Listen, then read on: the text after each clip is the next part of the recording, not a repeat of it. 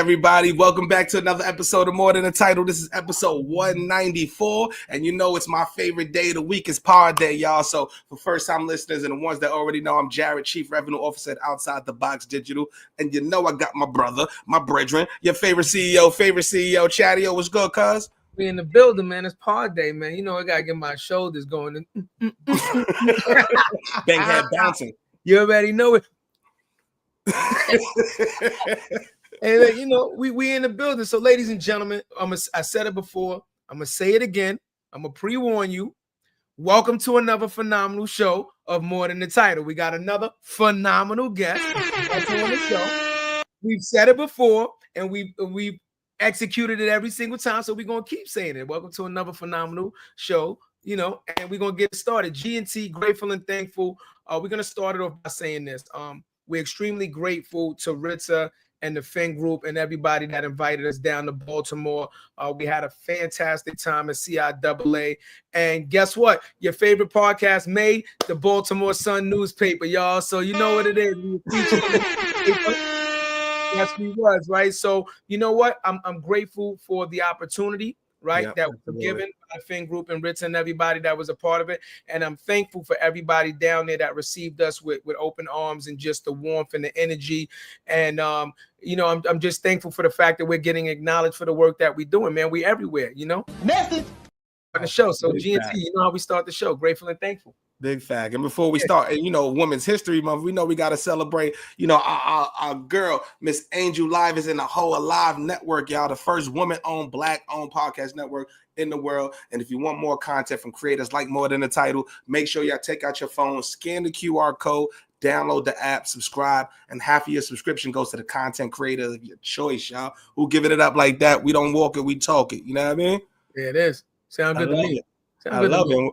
And with that said, we're going to give this queen the introduction. Let's start the show. I'm going to give y'all some context, y'all. So we was with this queen at Black Week. We didn't get a chance to actually meet at Black Week, but I must have had at least 3 or 4 people that was like, how did you not talk to Adrianne? How did you not talk to Adrianne? What are you doing? When are you getting on the show? What is going on? Like, she's the one that needs to be doing this, that. You guys connect. It's going to be game over. And so we're honored to have this queen on. And let's talk about her accolades. This is going to be a lengthy one, y'all, because she's a true trailblazer in diversity, equity, and inclusion. She's the SVP and Senior Partner, Chief Diversity and Inclusion Officer at FleishmanHillard. She has dedicated her career to create opportunities, amplifying underrepresented voices, and driving change across the advertising creative industries. From leading global DEI initiatives at WPP, founding the groundbreaking Con Diversity Collective, she also made history by launching the Inkwell Beach at Cannes, the first ever standalone activation for equality, diversity, and inclusion at the prestigious Cannes Lions International Festival of Creativity, y'all. And over 20 years of advocacy leadership, she not only influenced corporate strategies, but she transformed careers, helping people rise and break into an industry that's not always built for them. So y'all have seen her on Black Week. Y'all seen her on the stage. You've seen her in the boardroom. You've seen her in the office, y'all. Y'all see her on all the talks. And now she's going to be here telling her story for the very first time on your favorite podcast. Wow. Let's introduce our sis, Miss Adrianne C. Smith, y'all. There it is. Yeah. Women's History. We're going crazy. We're going crazy for Women's History. I love it. I like it a lot. Thank you, Queen. We're honored. We're honored. Thank you so much for joining the show. Thanks for having me. And I am grateful for your gratefulness for having me here. It's like amazing. I love the energy. So I'm going to try to match that energy. You may have to like pull me down a little bit, pull me back. But I'm here. I'm here with y'all. We are rocking. We are rocking, Queen. So usually how we start for first-time listeners, we want to talk, you know, we're going to celebrate our queen. We're going to talk about the mindset, some of the decisions that led to the success. So let's start from the very beginning. Queen, tell us a little bit about the upbringing and some early influences. Wow. Well, I was born in the late 1900s, right? So it's I've been around for a long time. I had to think about that for a second. Late 1900s. I like that. And I'm from Tuscaloosa, Alabama. So I'm a Southern bred girl. I'm an HBCU brat. So I grew up on different HBCU campuses. You know, you have Army brats, but I was an HBCU brat. My mom was Christian, my dad was Muslim, so I had a very interesting, upbringing. Christmas holidays were very special, but I think that foundation actually was the underpinning of probably the work that I do right now, and sort of the level of understanding of acceptance and inclusion, and just being able to accept people where they are, and love them, just because of their most authentic selves. So I'm the youngest of five children between my mom and dad. My dad had two beautiful daughters before he met my mom, but out of the core between the married, Mr. and Mrs., I'm the youngest of five, separated by 5 years from the sibling that was closest to me. So of course they used to tell me I was adopted. So, cruel upbringing. It's just cruel. I don't even know. I'm Wait, like wait, 5 years. I got a question right off the back because I know where you're going. well, I don't know, because this is a first for me, Adrian. So we've had a lot of people come on the show and tell us a lot of things. I've never heard of an HBCU brat. What is that? Like, can you? What is the HBCU brat? Like, did mom or dad work for the colleges? Like, is that what that was? Exactly. You know how you have army brats and they get assigned to different regions. So my mom got assigned to different HBCUs. She worked at Southern University, and it was the smaller one. So I understand the real life of an HBCU, right? So she was at Southern before I was born, then Stillman College in Tuscaloosa, Alabama, which is where I was born. Then we moved to Talladega College in Talladega, Alabama. And then before I went to Spelman College, which is where I ended up, we lived on Wiley College's campus in Marshall, Texas. So you guys have heard of like the Great Debaters with Denzel Washington. You remember that movie? Yeah. So Wiley College is where the Great Debaters, that's where they actually were. Oh, I like it. So I got around on these campuses. I'm not mad at that. But talking to us a little bit about growing up Black in Alabama. What is that like? We're from the Bronx. I can't understand what that's like, and what was that experience. And also, like, second part to that is you're on these HBCUs in hindsight, like what kind of impact that had on you. Listen, I grew up in Tuscaloosa, Alabama. I grew up on the Black side of town. My dad owned his own business. He owned real estate, in the neighborhood. So I didn't know at the time that it was maybe a good thing that my dad owned properties, because one time a young lady, a girl came up to me and she was like, "Your daddy owns my house." And I was like, "No, he doesn't." And I was like, "How dare you?" And I went home. And this girl told me that you own her house. And she was like, yes, I do. And he's like, "I own multiple homes." And I was like, okay, like, what does that mean? Like, why do you have to own somebody else's house? But little did I know that real estate, was sort of a cornerstone of wealth, and making sure that you had houses. And he always said, "I own homes so that my daughters won't grow up homeless. So if you get married and your husband decides to kick you out of the house, you'll always have a place to live, because I made sure we had properties for you guys." So for that. Sorry, Adrian, that was a double message. That's okay. That was a good quote. So in Tuscaloosa, Alabama, we were, Black side of town, white side of town, but I had very sort of power to the people, grew up on an HBCU campus, very proud of my heritage and who I was. So no doubt that, I was a young Black woman, proud of my heritage, understood the difference between my community and other communities, but never felt less than. Always just felt empowered to be who I was. So, there was not an issue. And interestingly enough, when I was in the sixth grade, there was a moment of integration happening where they decided to bus students to school so that we would have the opportunity to go to school with other people who didn't look like them.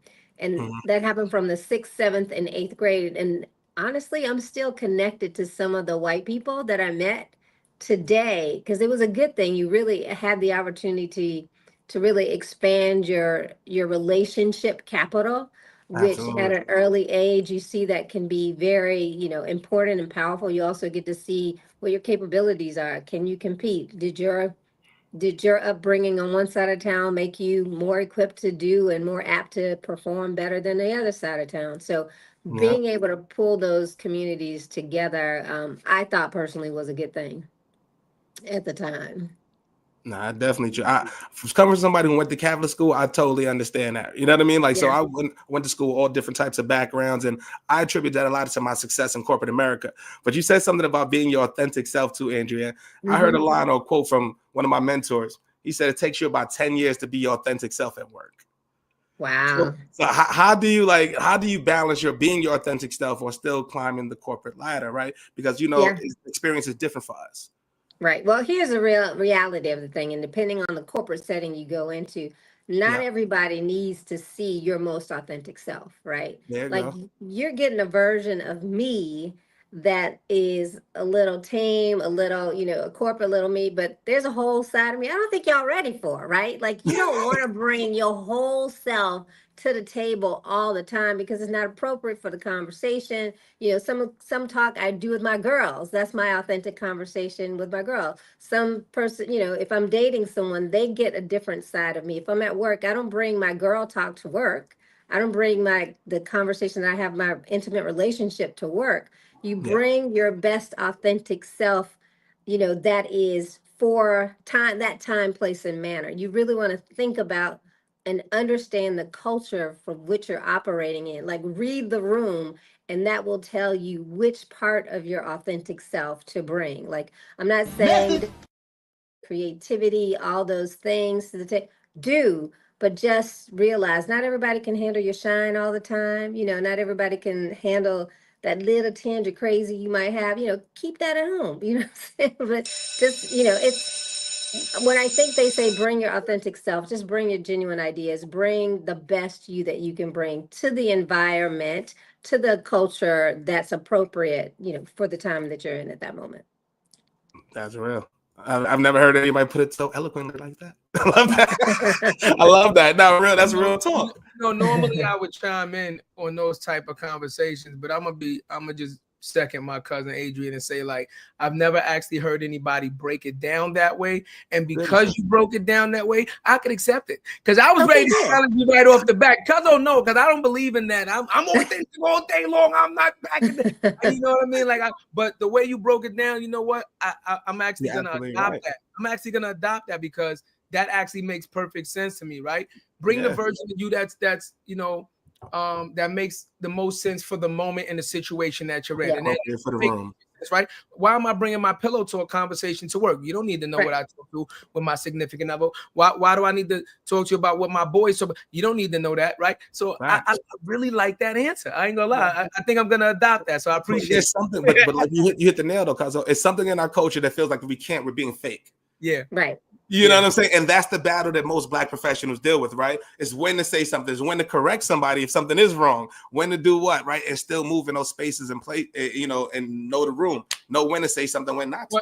Let me give you an example, Adrian. Like, okay, my issue is sometimes you can do something inadvertently without even saying anything, or doing anything that you think would present like a problem for people, right?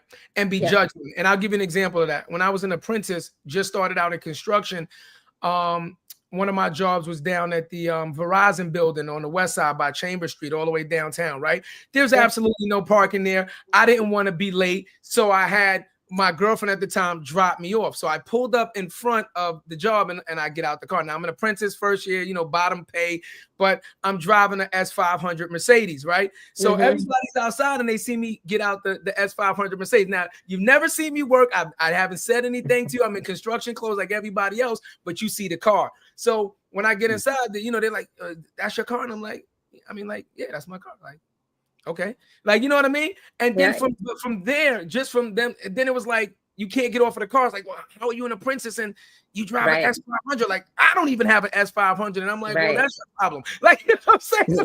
That's your problem. But you want me to hustle harder? Like, I don't know what to tell you. Like, So that's why, like I said, like, sometimes I just have a problem with like kind of dumbing yourself down, because I just feel like it's always an issue with no matter what you do, people will find a way to find something about you that they just want to like antagonize or just kind of pick at you with. So that's just always my issue with it. That's all. And that part you'll never be able to control. Right.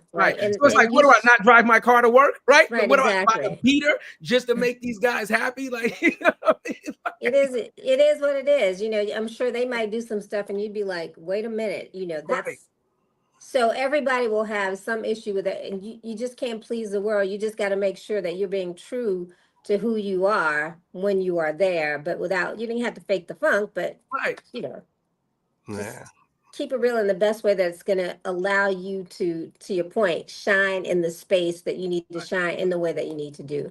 And you could adjust accordingly. It's also presence, Adrian. You understand what I'm saying? Like, yes. I'm raised in the Bronx, and me and Cuzzo was taught to walk with purpose. So we walk a certain way. Like, we walk with confidence. We don't walk with our heads down. We look straight in the face.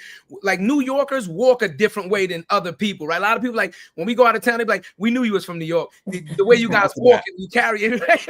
Head up, shoulders back, ready. Yep. The Timberlands gave it away. So you understand what I'm saying, Adrian? Like, sometimes it's just like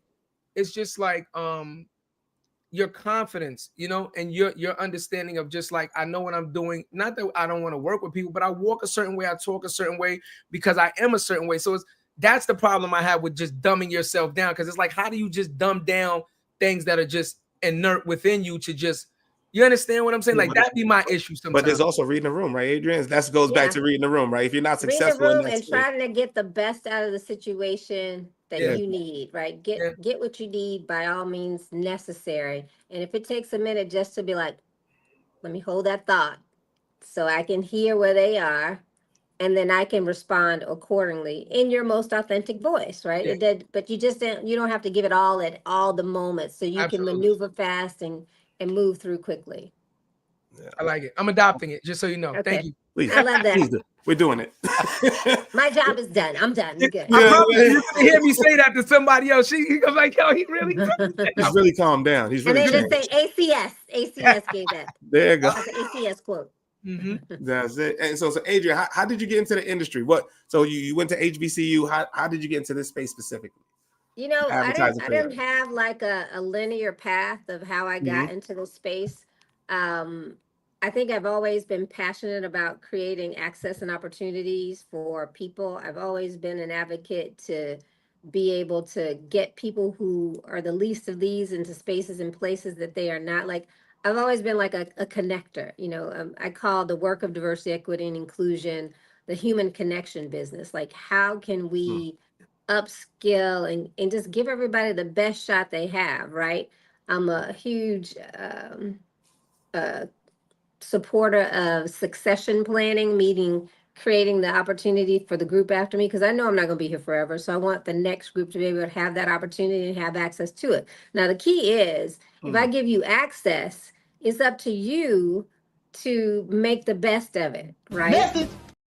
Never would have to say, I woulda, coulda, shoulda if I had the opportunity to do something. My goal is to eliminate that the best way that I can with my power, so that people can say, I tried. I may have effed it up, excuse my language, but at least I was in the room, I was in the space, I had that chance to network. And I say, to my young people that I support, you got to show up and show out. Now, if you don't, you can't blame me for that. That's on you, not because you weren't prepared or you just didn't take full advantage of the opportunities that you had. So, and then, of course, you can't control other things around you, but at least you were there and you gave it your best shot. So I've always been committed to doing that. And then, here's a story. I just really discovered kind of who I am, and the scope of things and why I move the way that I do. A couple of years ago, I had an opportunity to do one of those AfricanAncestry.com things, where they take the 23andMe, but our version. Yeah. But the black version. Yes, exactly. The black version of 23andMe. So, and with this, they trace your mitochondrial DNA, which is, they trace your mother's line, right? So you have the same DNA that your great grandmother had. Like, that dot is the same, and you're going to pass it on, but it's your maternal bloodline. So they discovered that my maternal bloodline comes from Sierra Leone, and then in Sierra Leone there's a Mende tribe. Within the Mende tribe, there's a secret society of women called the Sandy Women, and that's SANDE.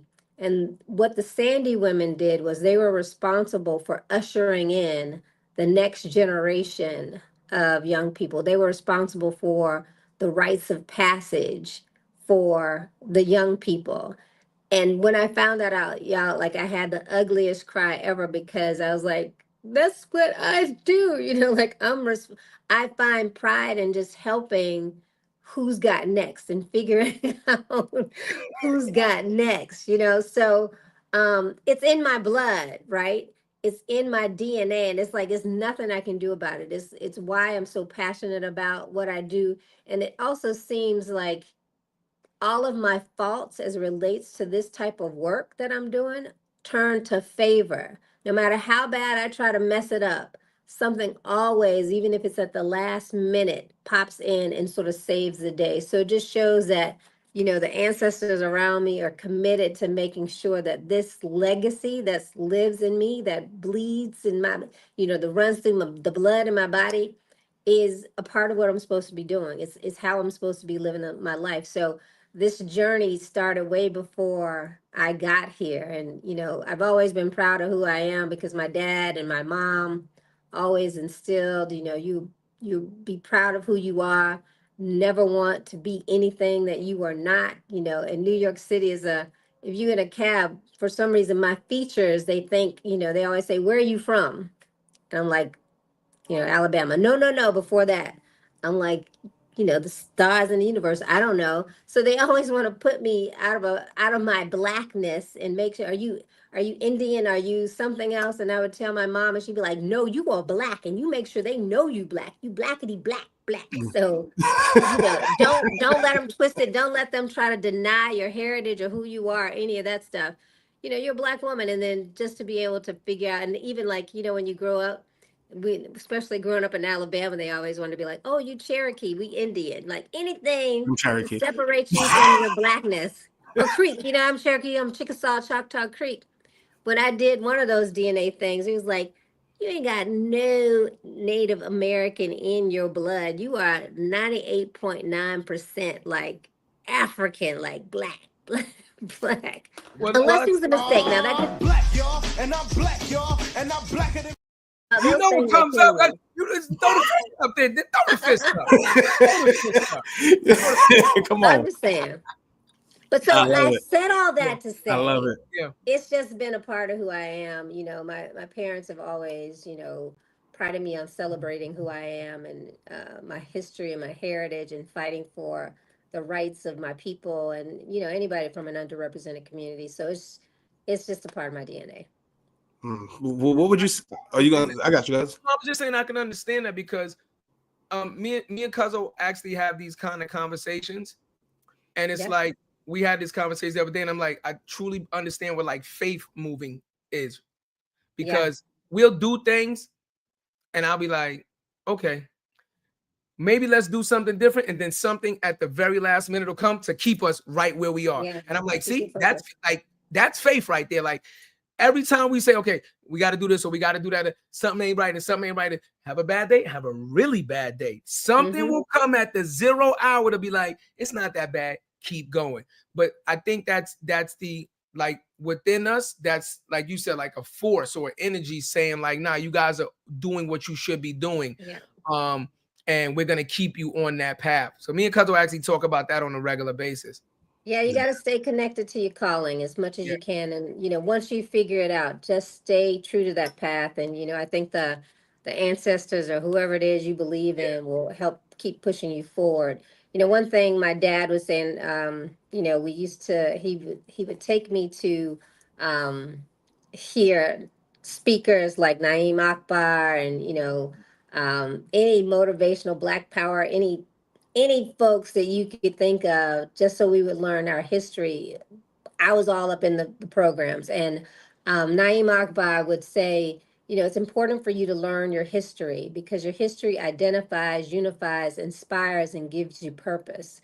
And that stuck out in my mind because finding out just that little bit of history sort of locked in those things of inspiring me and giving me purpose. So I knew what I was supposed to be doing in life. So no matter how far you can go back, but just, learn from the people you're connected to, around to you, who's in your bloodline, just to know if you can, if possible, what your journey is supposed to be about while you're here, while you're gifted with this life experience.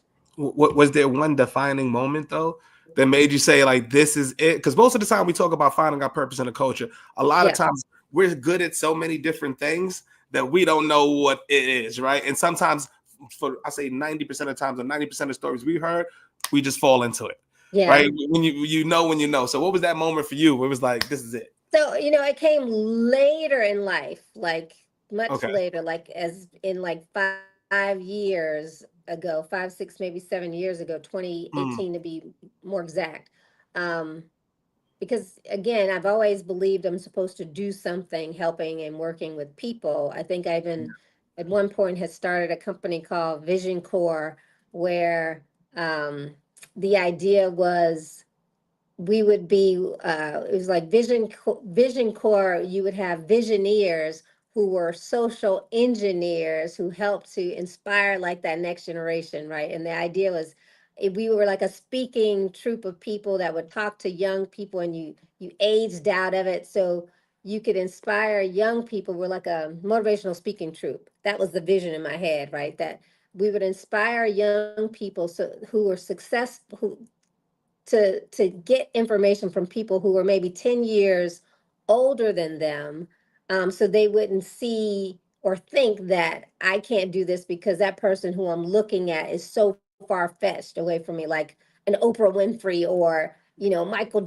some luminary that was so far-fetched from you. But when you're talking to someone that's like 10 years older than you, right, you kind of see, oh, they're only 10 years older than me, I could do this, right? So we wanted to kind of close the gap in terms of where those success metrics were. So I said, to say I started, those were some of the little things I had started doing. But when that aha moment came, as I mentioned, was only like 7, 8 years ago, was when I had the opportunity to go to the Cannes Lions Festival of Creativity, which, at the time had been going on for like 60 plus years. And it's called the Cannes Lions International Festival of Creativity. A few years, maybe 10 years before I went, I used to run a program at Howard University called the Center for Excellence in Advertising, where we help to diversify the advertising industry by taking young people, college students, and then people who were mid to senior level managers, giving them the tools and kind of language of the advertising and marketing creative, although they had different backgrounds, but they had transferable skills to get into the industry. All they needed was a language, the nuance, understand the culture, jargon, and to see how they could succeed. The jargon, exactly. So one of the women in the program was Love Malone, and she ended up being like one of our success stories. Like Love was in the pharmaceutical sales industry. She was maybe a marketing director or something, and then she transferred, got in our program, did well, got a job at BBDO, became a global director, then got a job at Ogilvy, became a global director. And she met up with me like, 7 years later and was just like, we had lunch in Harlem. And she goes, Adrianne, it's your fault. Mind you, I haven't seen this lady in like 7 years. And she goes, first thing she comes out of her face with is like, it's your fault, right? And I'm like, hold up, I could leave right now. But she's like, because of the program that you started back in the day that I had an opportunity to participate in, I was able to succeed and do very well. And now I want to be able to give back what I gained from that program. And she told me she was going to launch her own business. And I was like, wow, like, and in my mind, I thought she was talking about the Cannes Film Festival. But she said, no, I'm talking about the Cannes Lions International Festival of Creativity. And I was like, bet, I'm going, right? She's like, oh, but I'm leaving in 2 weeks. I was like, oh, I'm going too, right? I was supposed to be going to Cuba the next day. I went to Cuba, booked my ticket on the bad Wi-Fi there, ended up having to go through Istanbul, but I got through Turkey, but I got there. We didn't have any place to stay. We booked our place on the floor in the airport, found an Airbnb. And when I tell Crazy. you guys, it changed my life, like taking that risk on myself, right? I don't even know if I had a good full-time job. About it. It changed my life. The inspiration, like the energy there was just like so different. Like I left thinking, oh, I'm gonna build an app. I'm gonna do like all these great things. Like I was making a documentary. Like, oh, I'm gonna change the world. But interestingly enough, that year, this festival, like I said, that had been going on for many decades. Out of the 20,000 people that were attending, only 200 looked like us. I'll repeat. Out of the 20,000 people attending, only 200 looked like us. And those people were either the help or the entertainment. Okay. But the topic of conversation that year was how could the Cannes Lions Festival be more inclusive? And I was like, is that a trick question? Like, you need to like invite people here, let people know that this exists. Like, Look in the you mirror. gotta, yeah, exactly. So, Drop the ticket price. right. That too. Number one, but It's they try to expensive make to these get spaces. They straight up. So, but what made me even realize that we needed to be there was because if you walk down the Quasset and you close your eyes and you can like feel the energy and the vibe, you're like, oh yeah, yeah, yeah, we're here.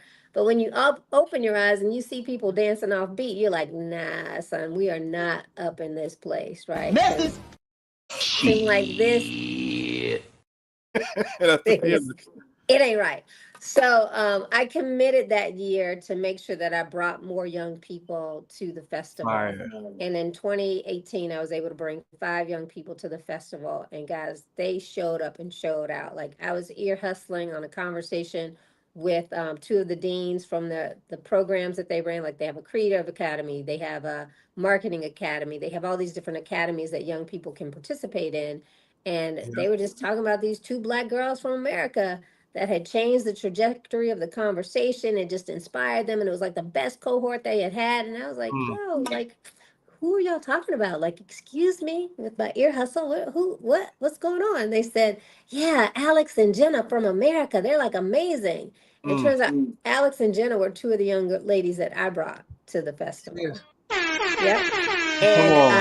And one thing that Jenna said was, Adrianne, thank you so much for bringing me to this program because now I know I can compete on an international level and that I have the option to live somewhere else outside of the US. And so that was that moment that I was like, I got something here, at least for the young people, right?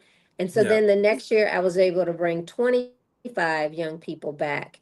And we hosted the first diversity, equity, and inclusion beach activation in the history of Cannes Lions. So when we go back this June, the people who are newcomers will never experience what I experienced in 2017 because we have created an environment that more of us have a space in place and feel like they belong. So the second aha moment with that was when a dude who didn't look like me, who had a foreign accent, pink hair, grabbed me by the arm and he was like, look at this, look at what you've created. I have never seen in the 10 plus years I've been coming to Cannes Lions, I've never seen it this diverse. This is the future of Cannes Lions.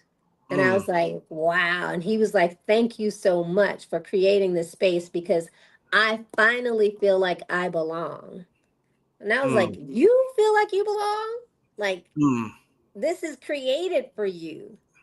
But he finally felt like he belonged. So when you create, it just shows when you create something for the least of these or for not just for you or for you so that you can have access and opportunities, it creates sort of like the open gate for other people to come in and feel like they belong to. So Absolutely.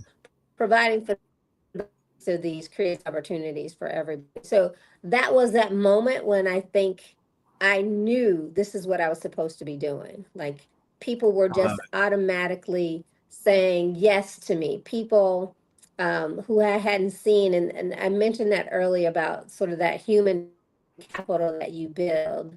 I tell people all the time that the relationships that you form are probably more powerful and more important than the jobs that you have, right? The people that you connect with on a day-to-day basis, people you work with, that human capital is everything, because that human capital came to my rescue when I wanted to start building this Cannes Lions, this Cannes Diversity Collective activation that have Inkwell Beach that's happening every year at the Cannes Lions Festival now. So someone said yes to me and allowed me to create the space and place that now so many people benefit from. Fire. I love it. You know what I mean? So I can imagine how you felt at Con, sis. I worked for Essential. I was one of the first Black employees for Essential, for Con. So and I said the same, exactly what I'm talking about. You kidding me? I know exactly like what it was for me. I'll tell you this, the reason why I'm bringing up the story, because you said the same shit I said when I was at the job. I was like, yeah, the film festival, I can't wait to go. I know movies like the back of my hand. It's gonna be so fire. Yeah. They're like, nah, the advertising. I went in there, I learned the space. I was selling the archive and understood advertising and marketing. Saw all of our people and what they were doing, and I was thinking, damn. What is this campaign doing? What is the ROI? Are we getting our just do? I used to think of those questions, and I ended up becoming the VP of marketing in some other place. I wanted to get a Cannes line, right? Yeah. But I'm curious for you, because we also work with a couple people. Like we work with shout out to Osas. He's doing great work at Black At, right? You guys doing the Con Collective. What kind of collective presence do we have there at Con? Are we collaborating with each other? Are we like what are the plans for that? It's getting better. Okay, I'll say that it's getting better. You know, if we're gonna be fully honest and have let's be real conversation here, we have to do a better job at collaborating. As you know, absolutely. It's not cheap to be there. You know, we're a nonprofit organization, so we have to raise money, you know, to be able to create this experience for people to enjoy. So if it's not coming from the sponsors, it's going to come out of my pocket. And I don't always have the coins to pull it out of my pocket, right? Like I can't do that anymore. But, you know, the opportunity for other groups to come in and not expect something for free from me is the key to our success. Like, you know, I had an experience where a group was like, you know, yo, we're going to come in and we're going to have a party here and we're going to do this and we're going to do that. And I was like, okay, well, you know, the cost of it is this. And they took offense.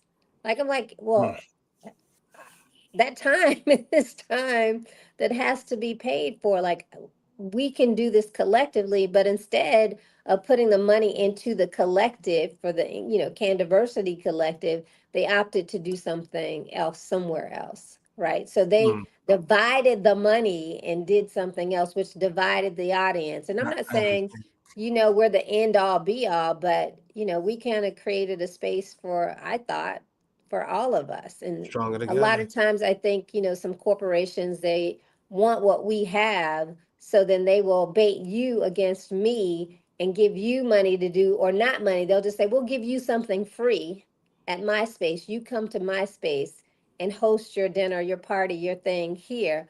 And I get it. They didn't have to pay for it. They didn't have the budget.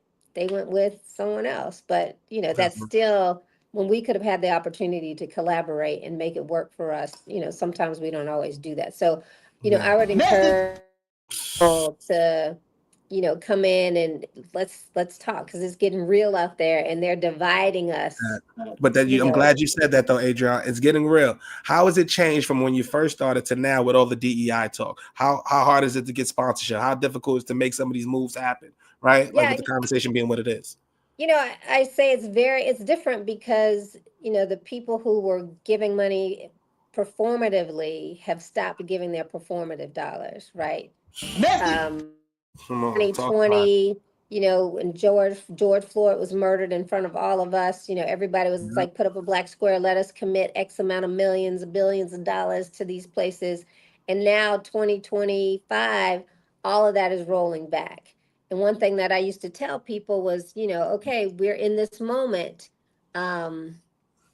Make sure you get everything you can right now, because it will dry up. It is going to dry up, especially if people were not committed to the true game of finding a way to really make diversity, equity, and inclusion work for all, which it actually benefits so many and all people.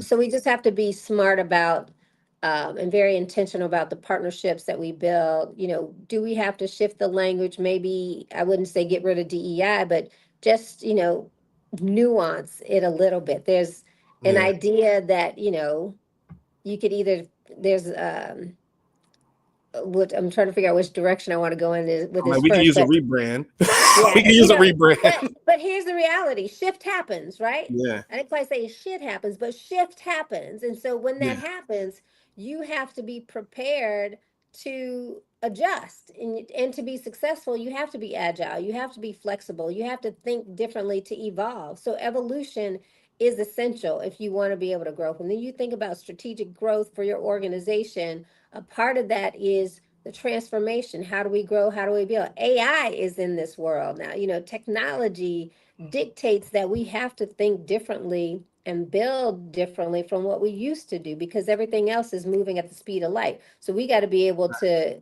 participate and contribute to. We should be active participants in learning how to prompt, so that when you're using those chat bots and everything, you can hear our voice in places, and it's not just the truth of somebody else's version of who we are. So learn all you can about these, you know, the technologies, AI, learn prompting, learn, you know, programming, everything you can learn, get engaged and get involved with it. I love it. I love you. You hit the nail on the head. As far as, I haven't been to Cannes, but we're gonna have Simon come up here in a few weeks. Yeah, Simon's coming up there. We're gonna have. So once again, I used to work with Simon. So when we saw them at Black Week, we had the conversation. We haven't gone there. We was gonna go there last year. We just couldn't get it right. We was gonna, you know, bring the More Than Entitled experience there, because we got 100 guests out there that have been on the show that's going to be in Cannes, right? Wow, so now what does that look like if we're putting, because one thing we don't do and what we love and what we know this is our purpose, we're connectors of people. Like same way you said earlier, right? We know 194 people in the industry. Before then, I remember something in sales earlier I always heard, Adrianne, was, what is your black book? I was great at sales. I can close anything. I could cold call you and get you to sell me a deed. You know what I'm saying? I was that type of dude. But, right, I didn't have the relationships. Now that we have those relationships, it's what do we connect them for and making sure we do connect, right? We've already had several business plays come from this show. We don't charge nobody anything. We just want to see people eat. But I would love to see that experience, because we talk about Cannes, a lot of our ideas is what's driving the dollars. If we keeping it all real. It's like Cannes is like the Oscars of the advertising industry, for people who don't know. It's like an awards event that's surrounded with thought leadership, and then of course the great parties. But it is a networking place. It is the place where your creative work gets celebrated.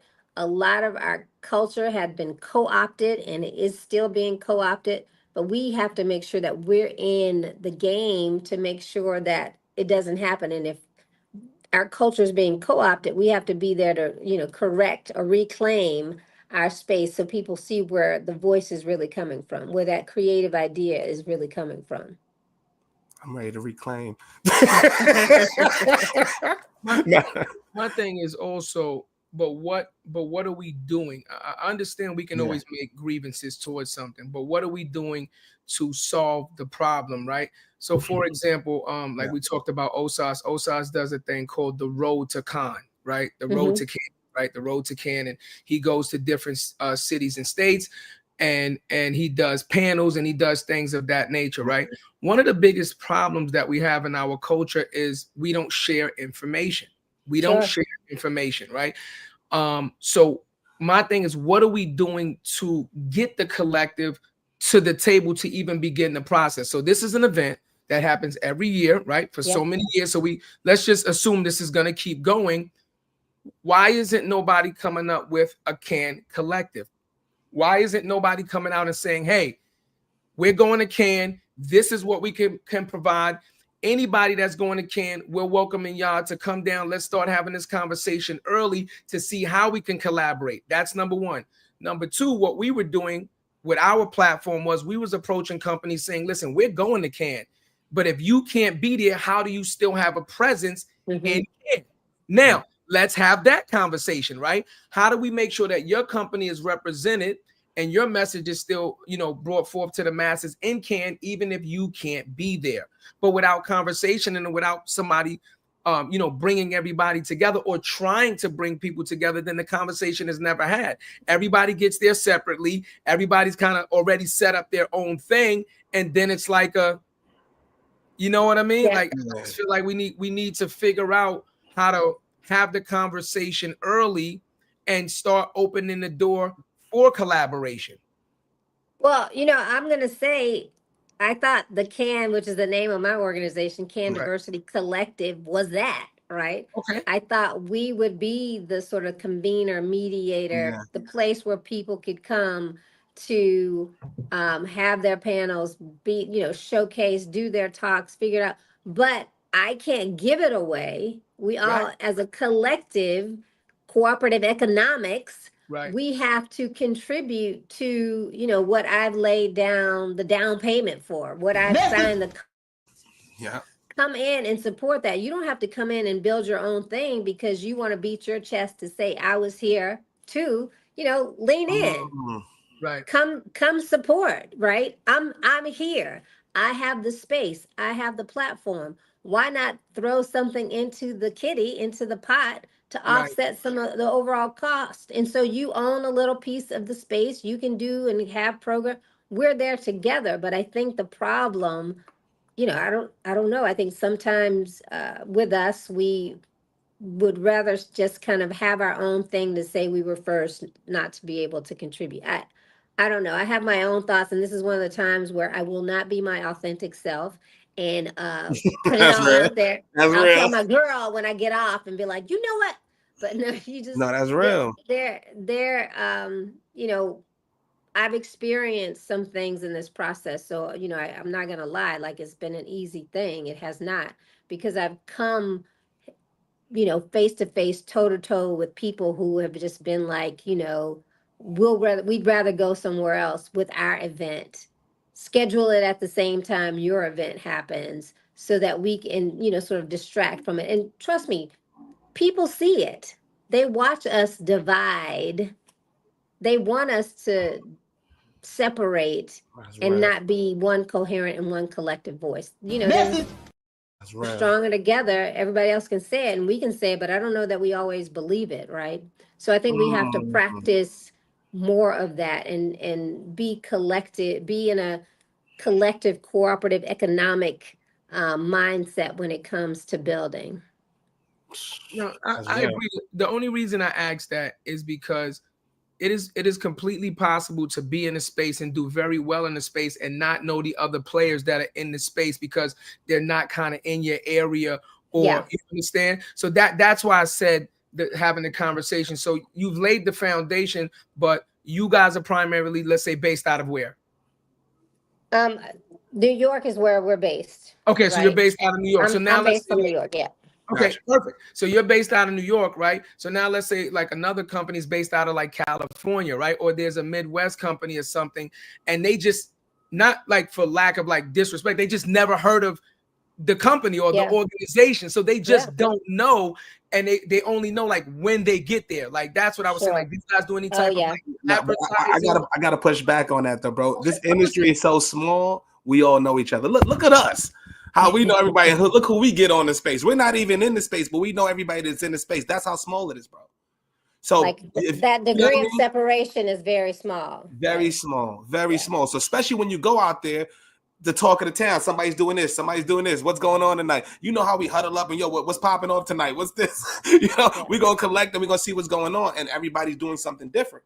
That's the problem, right? When we can have one collective thing where Google is giving us $5-10 million to do one kick-ass event where it's all day, and this is our thing. You got an activation, I got an activation. We got black vendors, we got food, we got this, we got that, and we can make some things pop. But that's I think we need to start holding people accountable. Then we need to start holding, like we said at Black Week, right? When we exactly. What do we say? Let's hold each other accountable, right? So maybe that's what we need to do this year. We need to go up to people and say, hey, let me ask you a question. Why are we not working together? And let them give you an answer. Even if it's bullshit, at least you can say, you know what? I said it to you directly. I brought it, and now I gave you the opportunity directly. Now, what you can never say is, I didn't give you the opportunity to work with us, or I didn't present it to you. You decided to go. So maybe we should just do that. Maybe we should just start being more direct and say, why are we not working? Let's practice what we preach. So, Adrianne, how can we help you? Yeah. I think the visibility, the storytelling, the sharing, we need amplification, right? Amplification. Absolutely. That is one thing we can do. We are a nonprofit organization, so we need money. Everybody that works for the Diversity Collective, everybody's been a volunteer for the last amount of years that we've been doing this. And we've been solely dependent on corporate contributions.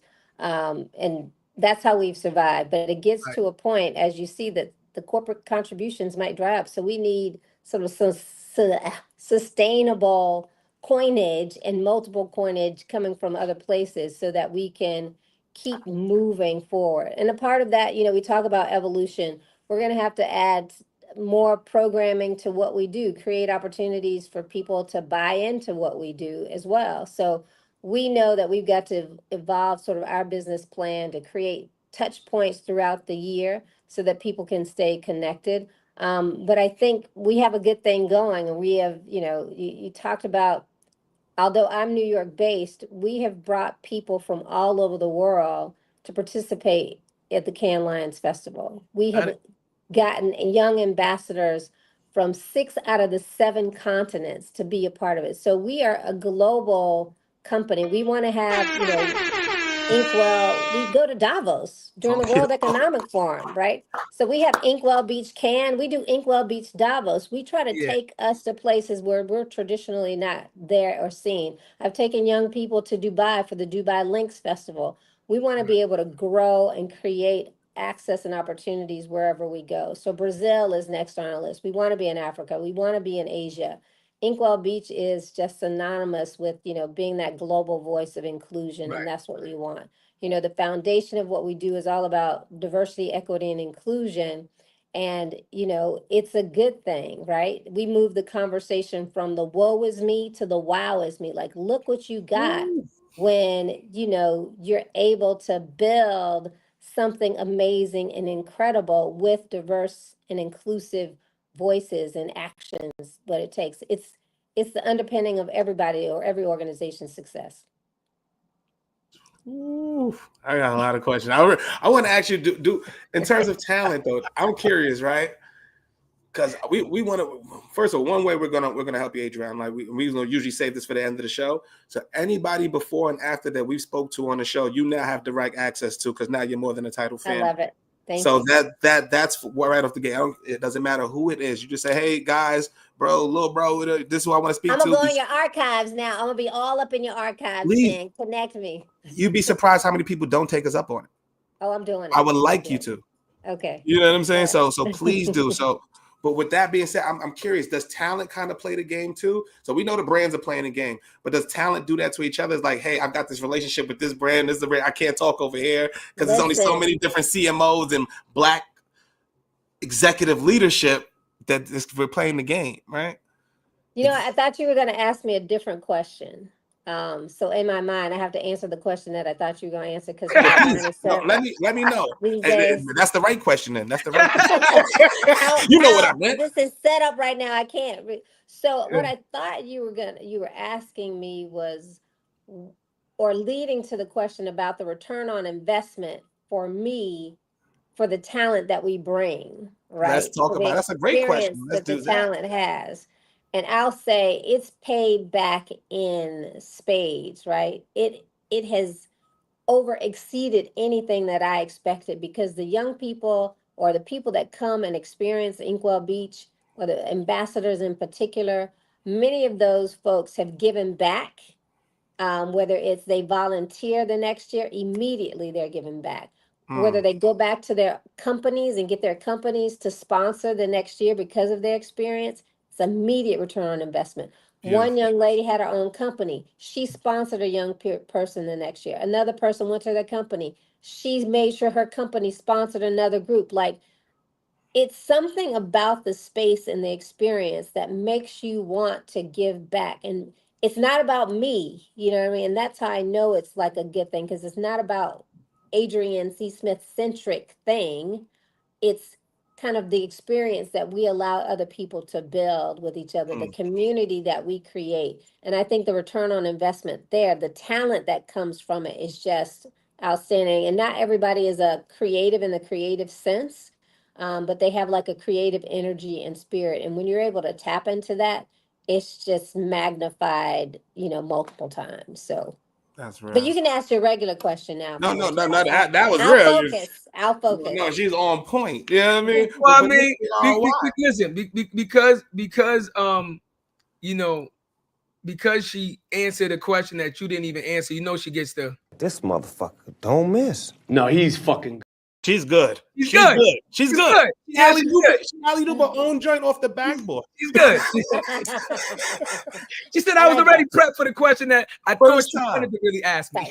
First time in history. No, but the only reason the original question was because like I see it a lot, right? We know a lot of different Black professionals at the C-suite. A lot of them we love, but a lot of times it's a lot of funny stuff too. It's a lot of fake love. It's a lot of, hey, when I see you, we're gonna get together, and then it's like crickets. So you know what I'm saying? So that's what we were doing at Black Week. So I don't know if you saw us at Black Week, Adrianne. We were doing that to everybody. So we interviewed Shannon, we interviewed Detavio, everybody, Linwood, everybody we could talk. Judy, shout out to Miss Jackson. Everybody we came across, and we holding people accountable. Who's going to do? Everybody we just named has been accountable. Linwood came back on the show. Judy's going back on the show. We got Monique Nelson coming on the show. She's our 200th episode. We got a bunch of people. So, but for the ones that don't, it's like I don't know. For those professionals, man, I just want to say, man, you being in your space, man, us being together is back to that conversation we were having earlier about these different organizations. Us together.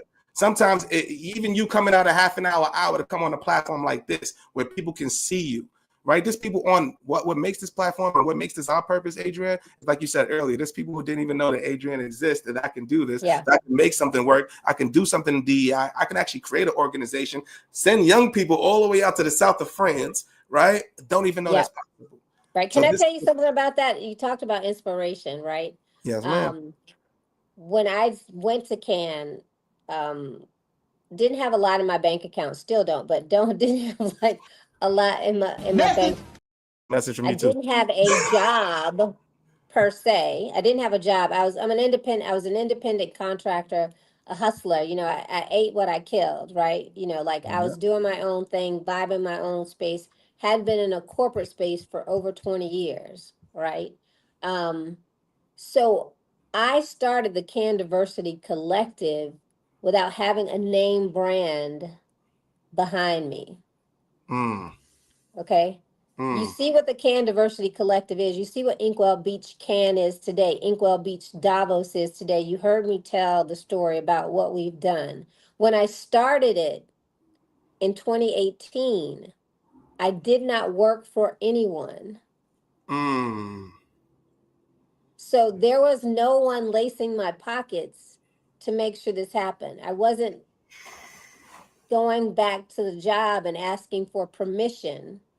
Are you hearing what I'm saying? Absolutely, loud and clear. I don't know if the people watching, are they hearing what I'm saying? So the magnitude of what the creativity is. You work for Essential, I didn't ask for permission to do that. Was it easy?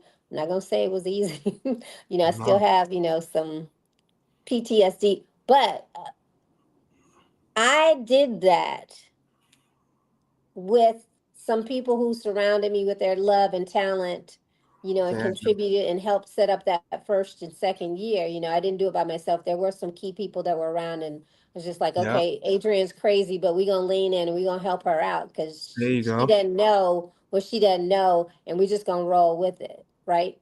So I say all that to say, young people, whoever's watching, don't stop yourself from doing something that you believe because you don't think you have the right setup around you to make it happen, right? You don't have the bank account to make it happen. You don't have that one connection. Just start the process.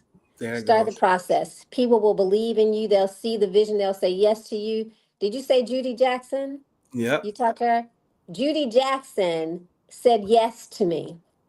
And that's a part of the reason why I'm here today. Judy Jackson was one of the women who said yes to me. Susan Cradle was one of the women that said yes to me. Vita Harris was one of the women that said yes to me. They believed, and they were in corporate positions to say, okay, we'll find a way to pick up the phone, Susan Cradle called the CEO of BBDO and said, put your money where your mouth is. If you believe in diversity, equity, and inclusion, do that, right? They did it for that first year. So there were people that said yes to make these things happen. So I told that story because if you mentioned inspire, what inspires people? I hope my story of I didn't have that name brand and didn't have the partners. I just said I'm going to create it. Made some phone calls over and over again till I think they got tired of me saying I wanted to bring young people. Steve Latham from the Cannes Lions team. He's like 6 feet tall. Steve was like, "Okay, Adrianne, I'll meet with you. Let's find a way to get the 5 people in." We got them in. Those young people showed up, showed out. Now look at where we are, right? But that's because you have the power of that one thing can be the catalyst that leads into something bigger and better that multiple people benefit from. I don't know what I had to tell that story. Well, I gotta say this to you, Adrianne. It's all your fault. Ooh, you see the comments. Shout out to Walt too. Walt said Inkwell Beach is fire. If you haven't gone, Hey, Walt was Yeah. on my advisory board. Yeah. There are a lot of people who were just like, we have this idea. Let's do this thing. Let's have this talk. Let's bring these people in, but those women, Juan Woodbury said yes to me. The design we have is because that dude was like, okay, I'll sketch it out. I met him through someone else, and he was like, oh, they're trying to charge you what? Okay, let me sketch it out for you. People will create a vision for you that you don't even imagine for yourself, right? He sent me some sketches of something and said, have them build this. When I walked onto that beach and the beach looked exactly like the sketches looked, Right. blown the just the word it's hard to when you got an idea and it come and see it to come to fruition. That's the greatest thing ever, right? Yeah. Like 100%. What's her fault now? I'm blaming her officially. I'm the second person that's gonna say it's your fault because now she making me feel bad that we didn't go last year. Yeah, come on, man. We built the be in the building. Just wait. Budget is dry now. We didn't have the whole budget, but we had a good budget. The river's running dry. Listen, if you guys get there, if you guys get there, we got to find a way that we can just record your podcast on site at Inkwell Beach. Like, you guys can just get your guests and do it. We got to find a way to raise the money. And here's my call out. Walt, you're on the phone. Tell everybody else. We need the money to pull it together. You know what the expenses are there. You know what it looks like. We gotta come together as a collective and pull our resource together so that Inkwell Beach becomes the hub for that creative space. And it's not the Black beach. I'm a Black woman, so people assume it's Black, and we've created a space that's so welcoming that we don't check your badges. We're not, doing all that. We feed you Southern food. We have Big Country, who's a chef out of Alabama, who is frying fried chicken on the croissant. Like you come in and you get some real great Southern food. So, it's a vibe. It's a home vibe where once you leave us, you have the opportunity to go back out into the jungle, right? They come back into Inkwell, get juiced up, go back in. But not only that, you get great content there. You get great business related. You have you can do whatever you need to do that. But we need the support. We need the power of people just leaning in and providing us, the opportunity to do it again next year. So resources are everything. We'd be honored. And one thing, shout out to Walt too. One thing I definitely would tell Big Bro, he was actually our 8th episode. We're on episode 194. I love that 8th episode of the show. And the opportunity of Black Week. We were the only podcast at Black Week. Yeah. We were the only people filming, and we do this 2 times a week. Sometimes we don't get paid. Sometimes we have sponsors. Sometimes we do. And it's tough. Well, like you said. I want to grow Inkwell and Can Diversity Collective to the point where I can get paid. None of us, again, we don't get paid for anything. That's the thing. But you gotta love it. It's a volunteer thing. But here's the other power of Cannes Lions, and I had a lot of great conversations with young people, like people who storytell and amplify and were posting. created this moment of curiosity for a lot of people. Like, what is this? We want to go to Inkwell. We want to go to Cannes. We want to figure this out. And a lot of people asked their companies to send them, and their companies said no.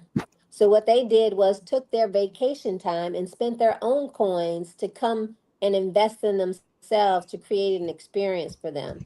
And again, the psychological, just mind opening trajectory, it just shifts the mindset. Like when you can do for yourself, you get there, we're gonna take care of you, we'll feed you, you do what you gotta do. But it just, if your company don't pay for it, you supply your own investment, invest in yourself and find a way to create something magical. Message.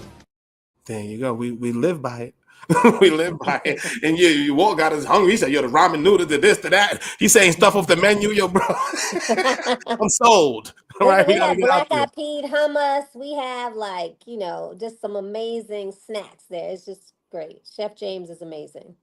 Yeah, I would love that. I would love to just live stream I out think there. I wanna make You sure gotta that make we that do happen. our part, Adrian. I want you to hold us accountable. That I'm Sure. presenting you with this challenge. Hold us accountable. I want us to do our part to help amplify your cause. I think because it's a phenomenal thing, and it's clearly having a major impact on the culture, and we're all about impacting the culture. So like my cousin said, if there's anything that you need, you have flyers or any type of promotional things, please send it to us. We would love to help you post it up, and again, get the word out, right? Yeah. Get the word out. And now that we know about it in this capacity, what we're going to do now, because we do this anyways, when we have conversations with other people about, because we've had so many conversations about this festival.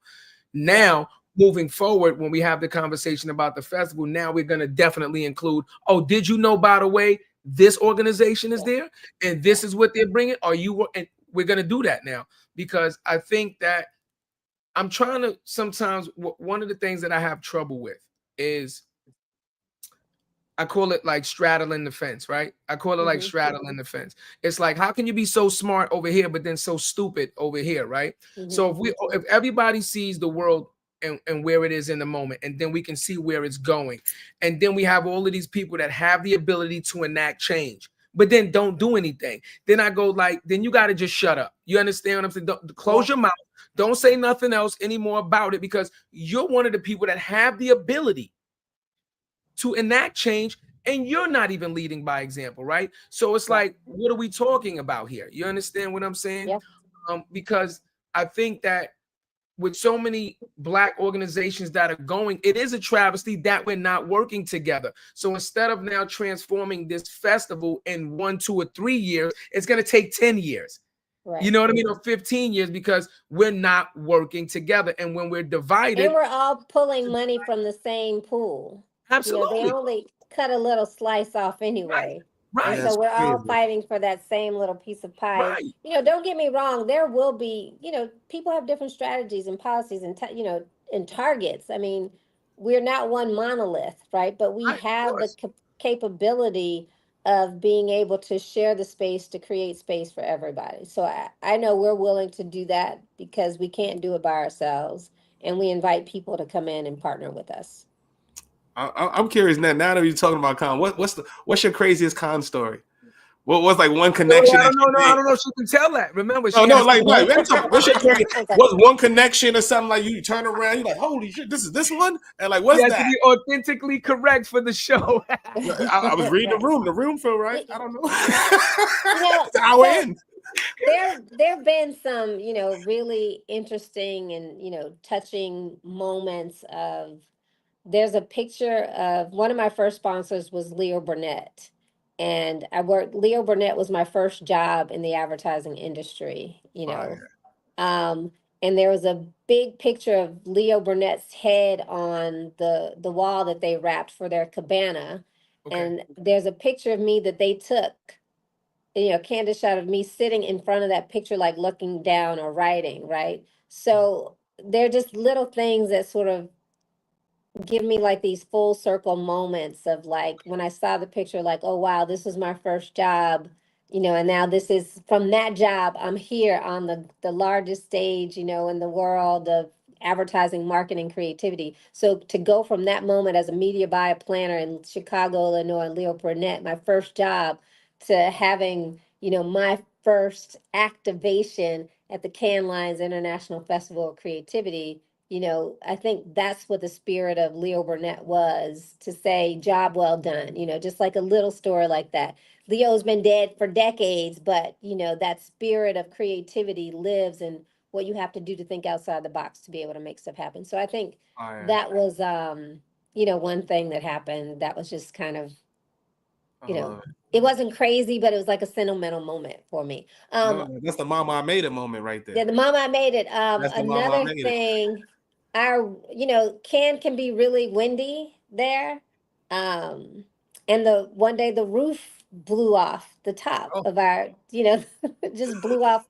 They had to like pull it down, and so they made everybody leave, and it was around lunchtime, and Chef James that I was telling you guys about, he had made lunch, and so he had this tray of fried chicken that he walked up the stairs and was handing it out to people. And so people were standing on the sidewalk eating fried chicken. That's, that was a real Black moment of, you're just going to stand on. I mean, fried chicken in the south of France is a Black moment. I mean, it's just a Black moment. So we bring that. We will bring that. So that's always good. Shout out to Chef James, Chef Big Country, we call him, and Little Country, his son, Courtney. So that's amazing. And that's I'll give you guys a quick story about Chef James. So I'm a creative at heart. I may not always do it the right way. I'm not paid to be a creative. But I always wanted to do creative things. So in maybe 2014, I actually did a cooking show, and I called it Southern Chefs. And I came up with the concept because I had been watching some competitive cooking shows, and then I left there because I was hungry and went to the grocery store, and I was like buying all this random stuff. And I decided, you know what, I should just have a cooking show, and I'm going to call it Southern Chefs. And imagine Real World meets Top Chef. So I invited 5 chefs to come stay in my brownstone. They all stayed in the top apartment. Strangers that came, and they lived up there. And each day they had to come downstairs and cook a Southern dish with a twist, it was called. So each day they had to pick out, a menu that a celebrity judge had done for them, and then cooked dinner for 25 people. I converted my living room into like a 25 seating dining room. They cooked in my tiny New York Harlem kitchen, which was not big enough for 2 people. And it aired in like 66 markets, right? So I had it syndicated. But a show that I did, that I concepted out of my head, I actually got it on television. Not with a production company, but with one of my boys who was an editor. Shout out to Eddie Harris, who edited the show for me. And Chef James, Big Country, was the winner of my cooking competition, and he came in from Alabama and won the cooking show. So I reached back and grabbed Chef James to come, and so as a part of his delayed prize, he was able to become our official chef for the Cannes Festival. I don't know, but I'm gonna be honest. We were in New York, Adrian. We cook over here, so I don't know. Big country. Listen, we might have to have a grill off. Big country versus Big Bronx. versus Big Country. We may have to recreate the show then. Let's go. But I do want to ask you too. I know we're coming up on time too, Adrian. But how do you decide what activations you create though? Right. Like, because like you're going from like DEI space and the corporate space to actually doing events and stuff. That's a totally different business, a totally different. How do you choose what to create? It's all embedded. There is no choice, right? Mm-hmm. There's no choice between diversity, equity, and inclusion work and the creative work and the events work. The foundation of it is you have to be inclusive in everything you do. You have to have that inclusive energy, that inclusive spirit, theory, work, whatever you want to call it, embedded into all of this. When you guys are doing this show, I'm sure you take a look at, the perspectives, the topics. You have to create an inclusive mindset to determine what guests you have, because you don't want to just target one specific audience. You want to be able to build the breadth and connect with multiple people. So creativity doesn't exist without diversity, equity, and inclusion. It's embedded into the process. If you want to grow, if you want to be able to create and just build that massive following or whatever you want to stay relevant, you got to have some type of diversity, equity, and inclusion, some DEI, some belonging up in the mix of what you do. It does not exist without it. You gotta listen to him. You can learn something. Message. You gotta listen to her. You learn something. She told me. You learn something. You gotta listen to her. You learn something. I love it. I love it, y'all. I'm having a great time. You got any questions? No, I know we got a bunch on Instagram. I know I haven't. We haven't been checking. Yeah, we were getting a lot of comments. I just wanted to let you know, Adrian, that a lot of people are very engaged in what you're talking about. Like, we're getting a lot of comments. We're getting a lot of activity, and your message is resonating with people, right? And see, that's the important thing, like with these type of platforms, right?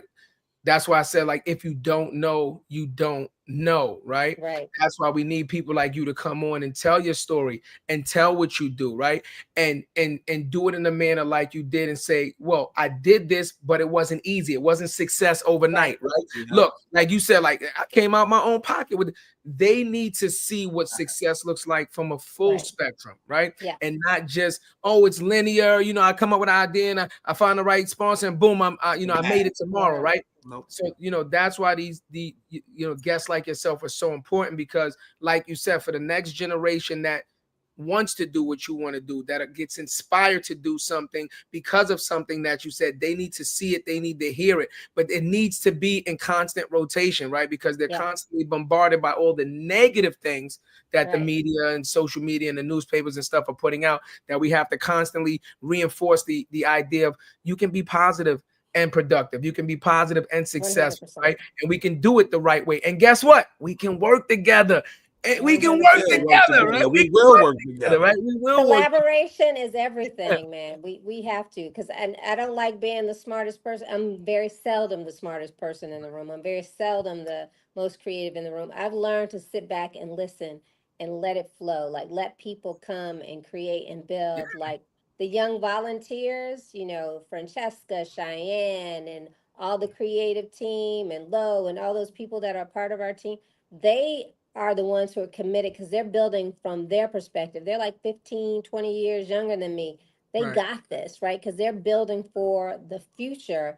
We laid the foundation, but we create for the next group to kind of take it over. So shout out to all those folks who have just leaned in and been supportive. You know who you are. It's like so many, I can't even name them. Like, it just keeps growing and growing. And that's what you want. You want it to be able to outgrow, and to be able to be in a collective mindset is really everything. That's real. I love it. So there's going to be a lot of people that not only watch this show right now live, but that end up watching the show after, that might want to reach out to you and or the organization. Can you do me a favor and please give them the best way to reach out to you and your organization for information? Yeah, slide in the DMs, man. On do not slide in her DMs. Wait, do not slide in her DMs. No, respectfully. Slide in the DM. Respectfully walk in there. Respectfully walk in the DM. I'm giving you permission this one time. Respectfully come into the DM. Right. The Inkwell Beach Cannes on Instagram, Cannes Diversity Collective on Instagram. We have a team of folks that are checking messages regularly. Hit us up. Our deadline for the ambassador program is actually March 7th, but right now, there's one special for you. And look, they're hitting you up right now. Look, you see. So I want in. No, we just told you don't know. No, you gotta get Adrian on your own. Hit her up on Instagram. Respectfully walk into the DM. Don't slide. And you can get it. We're not plugging you in. And bring snacks. I like snacks. So, we're going to extend the deadline to Wednesday. You guys are hearing it first here. Okay. We had a few glitches in our technology, and I'm sure the team are like, but you didn't discuss it with us yet. But yes, we are extending the deadline to Wednesday. So you have to Wednesday, whatever today is. What Wednesday that's coming up after today is Right, Thursday. okay. Yeah, Thursday. Today's Yep. Thursday the 6th, because it would have been tomorrow. So Wednesday would be the 12th. Yes, we're extending it to the 12th. So if you haven't applied, that's on you. I told you. I created the opportunity, gave you access, gave you a extension.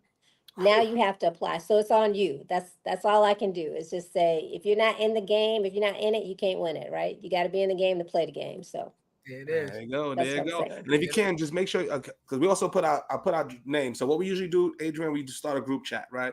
Us Okay. three. So in case we have any opportunity, something like that, any guests, or we don't do red tape. You get us and we come support you. You have anything you want us to pull up to, bring the cameras, anything like that. We are here to help you, help grow together. So I'll put my number in there if you can put yours in, and also send the link. So for the deadline. So we're gonna put it on the description of the YouTube. So if you guys see this afterwards, we're gonna put the link in the description. Make sure you apply. You have to Wednesday.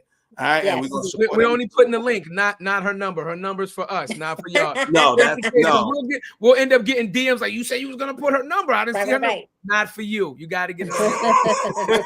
Listen, ladies and gentlemen, once again, what did I say at the beginning? Another phenomenal show with another phenomenal guest. Talk about it. She came on and she dropped nothing but gems. She told you her story. She told you her journey. We didn't even ask her, did she have the fight because she grew up on the HBCU? Did her moms try to pressure her? Was it any type of pressure? Right? Yeah. Was it any pressure? Like, you going to go to this school right here. We didn't Right. even talk about that, but that's for another show. But she showed you that she developed an idea from here. She developed several ideas, cooking show, the Cannes line from here. She didn't have all the resources, but she had the idea and the willpower to make it happen, right? So the message is, once again, right? Stop making excuses. Stop making excuses for not chasing your dreams. Stop making excuses for not going after the things that you want to do because somebody else doesn't believe in you, right? Once again, she came through and told you the dream is free. But the hustle is sold separately, y'all. We're gonna see y'all Tuesday. Matter of fact, I got run through the lineup. We got Brandy Rand on the 11th, y'all. Okay. We've got Denisha. Women's History Month. We got a lot of women. I love it. Denisha Lomax from Digitize. We got Monique Nelson coming up on the 27th. Yeah. We got Doris Taylor, the CMO of William and Mary Law School, coming up on the 19th. Yeah. We also got Gwen Jameer, one of the largest, the most successful Black female woman entrepreneurs in e-commerce coming through to tell you how to get this bag and how she's built the journey, man. And this is what we're doing. We celebrate unapologetic. Watch this. I might make a connection. We might get Minnie Mouse on this motherfucker. Oh, we might. We just tell you, I'll get Aunt Mama in this. Who can we get in here? That's a new name. It's Miss Pearl. It's not Aunt Mama no more. It's Miss Pearl. Miss Pearl Mill. They did change it. Miss Pearl Mill. Exactly. I know, and it tastes different. A little syrup history for you before you go. Syrup history. They take everything from us. Make our own syrup. Master Peters thing. We out of here. Dream is free. Now you was gonna say we love it. We love this show. We love it. Thanks again, Queen, for coming through. Ladies and gentlemen, like I said, you know what it is. More than the title. We see you guys on Tuesday. It's Women History Month. All amazing women, all month long, no exceptions. Who but us? See y'all later. We out of here. Seen it all, heard it all.